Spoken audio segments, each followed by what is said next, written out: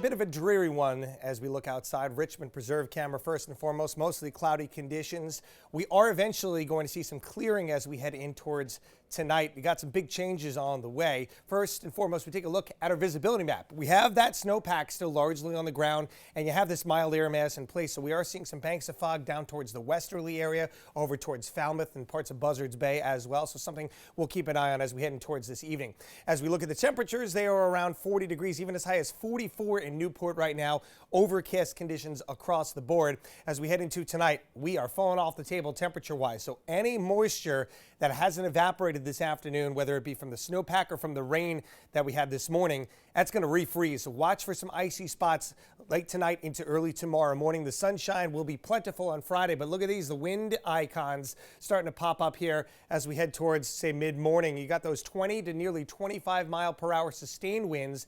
And check this out, wind advisory being issued for much of central and northern New England, but we are included in a portion of that in the northern and western sections of Providence County. The likeliest areas to see wind gusts upwards of 40 to 50 miles per hour. Wouldn't be surprised, though, to see that maybe in other places as well. It's going to be a blustery day across the board. Again, skies clear tonight. Temperatures very, very cold tomorrow morning. Bundle up out there on your Friday. We'll see a few clouds mixing in the afternoon.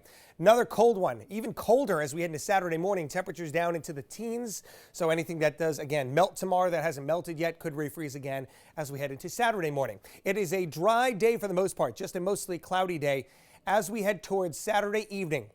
Maybe getting in an hour or two before sundown, we will start to see some snow showers developing across the area. That snow will start to pick up in intensity and coverage as we head into Saturday night, 10, 11 o'clock into midnight. You could actually see we got some nice dark blue showing up on our futurecast here. That's indicative of about an inch to an inch and a half snowfall rates per hour. So we're going to start accumulating much more than what we did with last night's storm across the board here. As we head past midnight into the early morning hours, rain and snow starting to work up from the south into the area. First, it's starting as a really nice sleet or even freezing rain layer here. Look at that. Almost the entire area showing up pink as we head into early Sunday morning. Then the rain will start following as those temperatures rise above freezing, and it'll be rain for the rest of the day Sunday. But again, I'm a little concerned with this storm, not just about the snow. Here's why. So first and foremost, our snow forecast, again, this is before the sleet and rain gets here. Some of this will get washed away as we head into Sunday, but could see around 2 to 4 inches in northern and western spots in our area.